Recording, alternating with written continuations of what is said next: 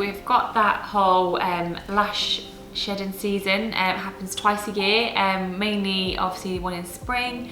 We are pretty similar to how animals do. Obviously an animal, for instance say a dog, loses its winter coat and gets more of a lighter kind of coat, less coarse, more for summer obviously, for the kind of warmer months.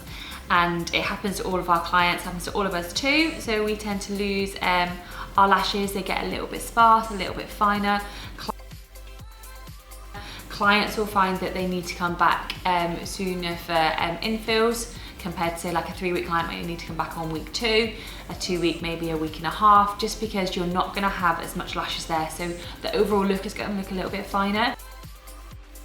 Maybe be a little bit clever, put some fans in there to kind of just bulk the set up just a little bit. It's completely normal, so don't worry, like all clients need to know about it. Just kind of mention it to them around sort of like spring sort of time. This is what's gonna happen. Please don't panic, and 4 to 6 weeks it should start to regulate itself out again. So they'll be absolutely fine. It'll all grow back and it'll all be great again.